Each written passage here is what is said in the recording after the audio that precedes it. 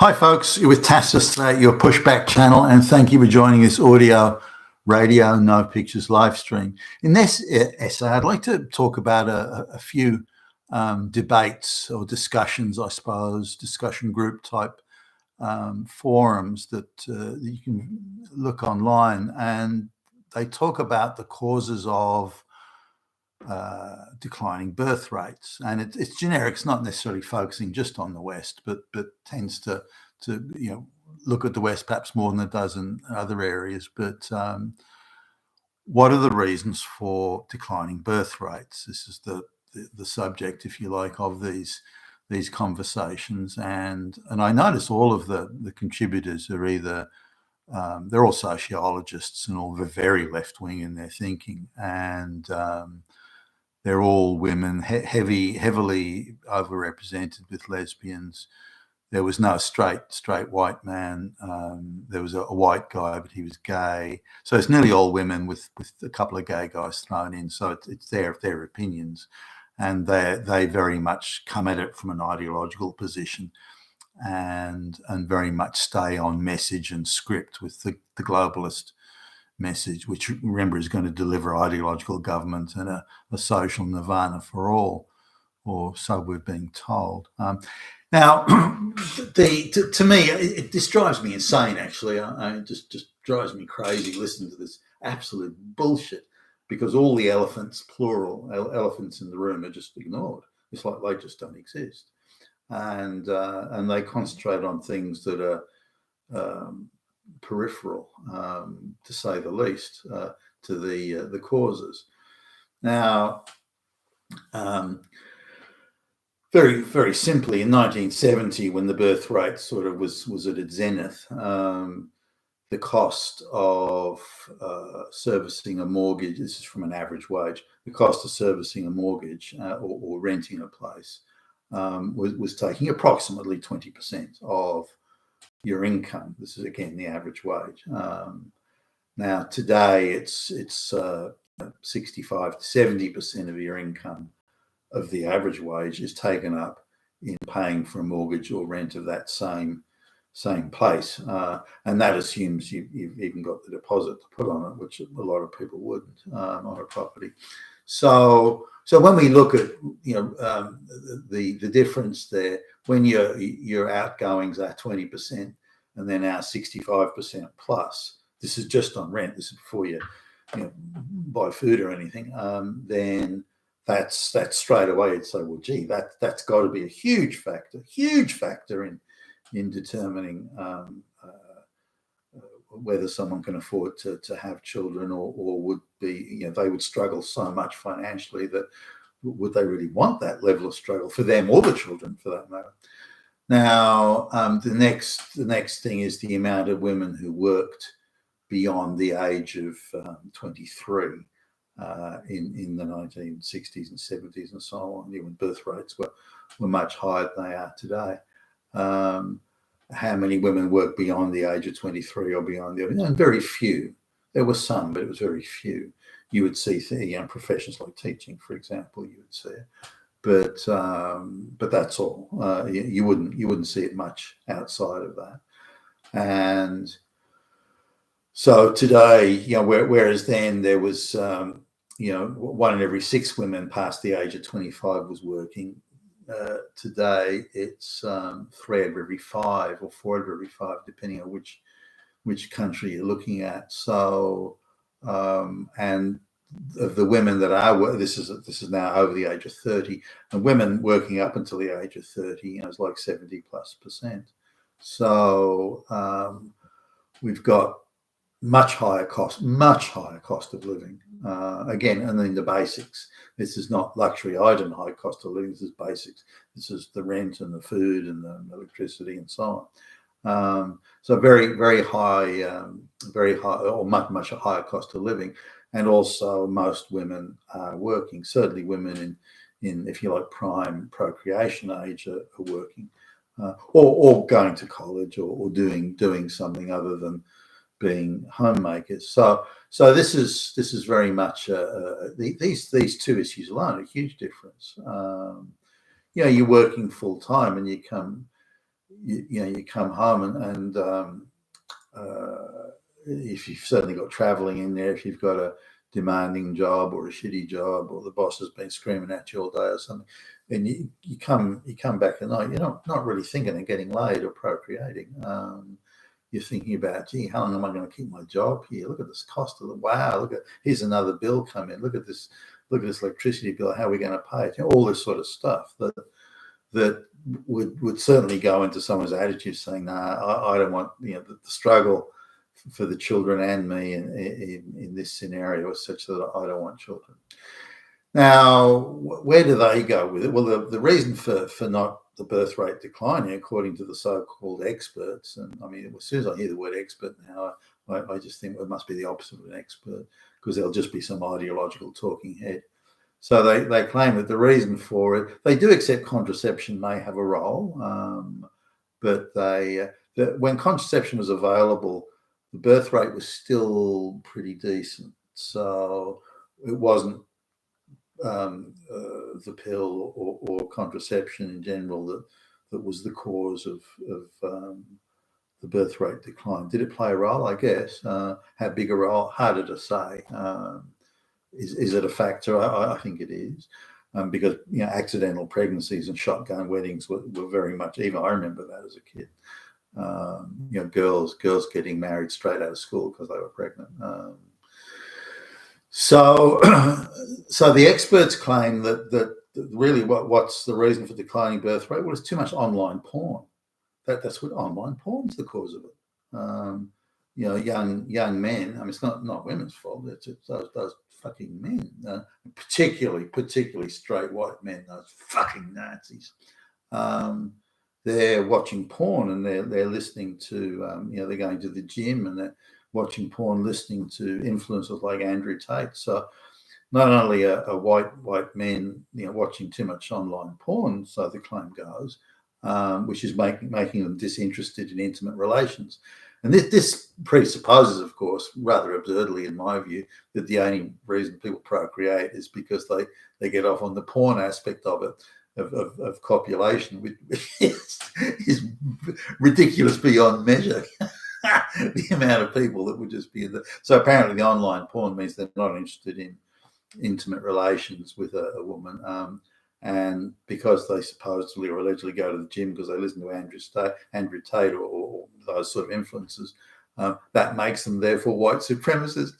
Oh fuck! What a load of fucking bullshit. So this conversation. I mean, one of them I went for over 20 minutes with it.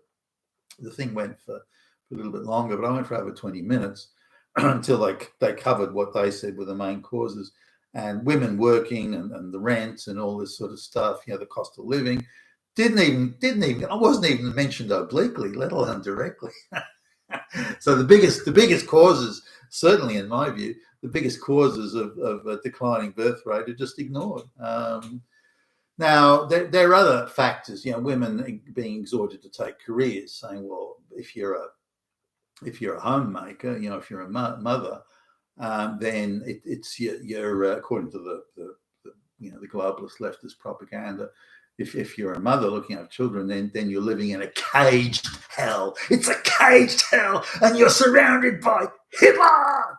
And so you have to break the chains of this hell and go and get some shitty bullshit job on crap pay, and that'll make you happy. So now this assumption that all there are glittering jobs, just shitloads of glittering jobs out there that are highly paid, very, very fulfilling, where you can realize your fantasies of the most vivid fantasies of career aspirations, all this sort of stuff, that there are well-paid, prestigious jobs by the truckload out there just waiting for you girls, and all you have to do is reach out and sort of grab them. That's, of course, total nonsense. The amount of well-paid, prestigious, fulfilling jobs out there you'd be lucky if it was 1 or 2 out of 100. Lucky if it was 1 or 2 out of 100 for anybody, man or woman. So majority of jobs out there are boring, unfulfilling, have shit pay, and you have to put up with all sorts of nonsense and rubbish from co-workers and idiot bosses and whatever. So the idea there's lots of fulfilling jobs, absolute nonsense. So women have, nonetheless, young girls have been encouraged to do this, and their appetite for it has been whetted by affirmative action and quotas and so on through the school system. When given a strictly pass and fail exams, when year 10, sort of junior high school, certainly when I was a kid, graduation came by, or came along, there was the exodus of women or girls, at school was, whereas at year 10, the number of boys and girls was roughly equal. By at the end of that year, it was, I don't know, 3-1. Boys, as in going on to senior high school, boys were vastly outnumbering girls. I felt hard done by, back then, because it seemed to me anyway that all the hot chicks left. Because they flunked the exams. So there was primarily boys. Now, this didn't mean that even that amount of girls stayed on, because when they had the year 11 end of year exams, at the time, if you flunked those, they would come around and say, look, you're wasting your time staying here. Go and get a job. Go and do something. They wouldn't phrase it like this, but you're a hopeless student. You couldn't pass an exam to save your life, so you might as well go and do something. Or you're not really trying. Why do you stay at school if you're not really pulling your weight on this? So anyway, this was something that meant that even fewer girls were there. So other than the soft courses, like there was some sort of course on poetry or something like that. That was a subset of English, and there were so you get a few things where girls would be in the majority, but they always went for the soft stuff. The hard, strictly pass or fail things, girls ran a million miles away from it as fast as they could. So it was only by affirmative action. So all those girls that were flunking the exams in year 10 and leaving, they're now going through the school system and into university. And this whets their appetites and gets, well, gee, I always knew I was a high-powered genius princess, and so I expect that now, if I was too dumb, I wouldn't have got to university. So I must be a genius, which means I can expect a high-paid, prestigious, fulfilling job, which of course is never going to materialize. So there are women's attitudes. Well, why should I settle for being a mother when I can be executive president of the bank or something like that? But they're never going to get those jobs because there are hardly any of them around anyway, regardless, and they have to be on the affirmative action gravy train in order to get any of those jobs anyway. Now, so women are really encouraged not to view their life as being mothers or homemakers and that sort of thing. I think that's a tragedy, because the only reason women are being discouraged from that is by use of affirmative action. If they had the hard reality of flunking out of high school at 15, then they would be like, wow, I'm really pretty dumb, or not scholastically or academically bright, or I just don't want to put that sort of work in. Not every girl at school was lazy. There were some that were diligent, but on a relative basis, there were way more boys that were diligent and conscientious than there were girls. Way more, not even close. And that's been artificially reset by affirmative action. So lazy, low IQ girls are now going through the whole education system to university as well, being saddled with big debts, by the way, which I think is rather cruel. And so they're not looking at family or motherhood as being an option. They've been deceived into believing that there's a world of prestige and riches just waiting out there for them when it's not. And the amount of jobs that pay enough to even live a basic life now is far less. Nearly every job that's been created the last 10 years in the West has been a gig economy. Nearly all of them, not all of them, but nearly all of them have been gig economy jobs. Now, there's also other factors. Whereas, when the divorce industry kicked off, there were many men who made enough money to buy a house, so that if the relationship didn't work out, whether was it due to her or him or whatever, that doesn't matter. If the relationship didn't work out, the divorce courts that were very ideological could always give her a free house.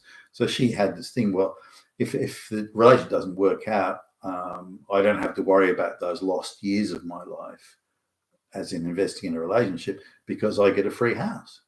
So hey, it's not a bad deal after all. Now that's changed a little bit, because there are very few men now who make enough money to buy a house.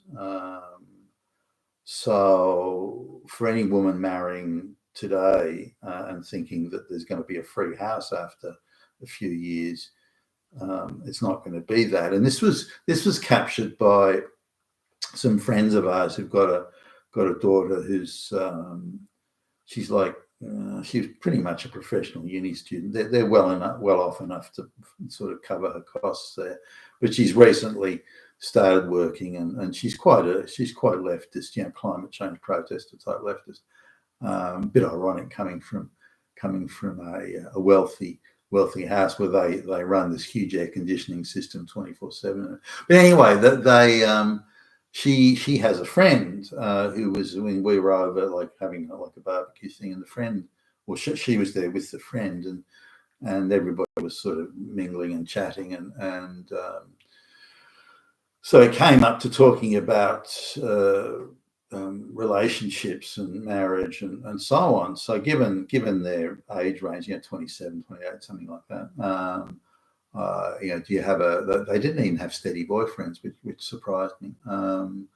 But they, or she, not so much the daughter of the people we know, but the friend was making perfect sense from just a pure logic point of view. She was saying, well, my mum could get married, talking about her mother. Her mother could get married and be assured of getting a free house if the relationship didn't work out.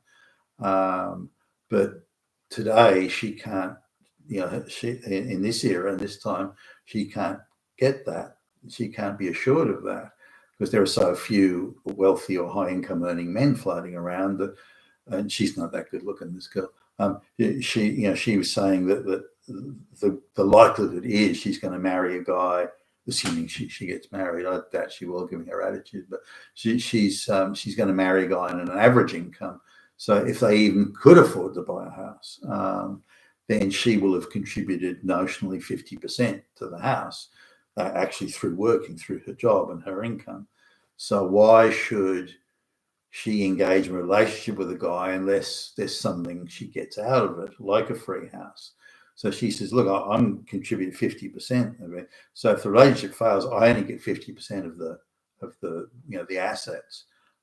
But she points out, well, I've contributed 50%, and so I'll get 50% out. But if I don't work and he earns a high income, then I get the whole house, and I've contributed nothing. So that's a huge payout and huge bounty. It's like winning a lottery.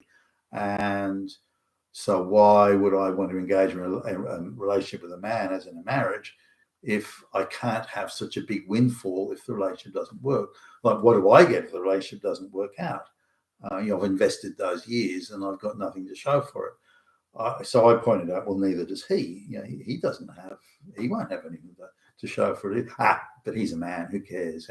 So this very female-centric view of the world, that this entitlement of they're entitled to be protected, they're entitled to only engage in a relationship if there's no risk. They're entitled to not make the relationship work, or make the effort to make it work, or put in the hard yards, or do what you can to make the relationship successful.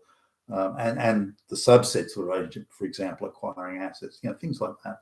Don't worry about that. Just look at, will you get if things don't work out, will you be handsomely rewarded? And if you won't, then it's a high risk venture, so why bother at all? So that's the attitude. So this sense of entitlement, and I'm entitled to a reward, and I'm entitled to zero low risk outcomes, regardless of whether I've misbehaved, behaved badly, or fucked things up, or So the sense of entitlement that women have now, young women, or even older women for that matter, is such that they see a relationship as high risk, which must be mitigated by a big payout if things go wrong. And if that payout isn't possible, why have a relationship? I do get the point, by the way. Her logic is quite flawless in that regard. But again, it's very entitled, because the man who cares about him, he can fuck off. So that difference there. So when you look at the causes of low birth rates, they come down to, I think, the changing role that women have been given, which is created super entitlement attitudes, and of course this huge cost of living issue, which again would knock so many people out of the park. And yeah, because of that, the number of people that make enough money to be able to have a family, even if the woman's going to be off work for 5 or 6, 7 years, that sort of thing, enough enough money to have a family like that, there's only like 1 or 2 out of 100 that are making that sort of money. So the pool of people that can afford that lifestyle and that level of procreation is very small. And even then, they can only afford 1 or 2 children. So the 2.5 children that's needed, very, very few can afford that. I know a couple where they're both highly paid lawyers. Her affirmative action, but I think he earned his money. But their household income is over $1 million a year between the two of them, and so they can. She's had children, but they've had 3 children, but they can afford full-time nanny. They've got they've got a cook that comes in. They can afford all the bits and pieces that can still make the household run, even though she doesn't have to be the one doing it. And but that households that have over $1 million a year in income, you could measure them just in the thousands. They're certainly not in the hundreds of thousands or millions or anything like that. So anyway, that's my take on it. You've been a Tacitus today, your Pushback channel, and thank you for listening.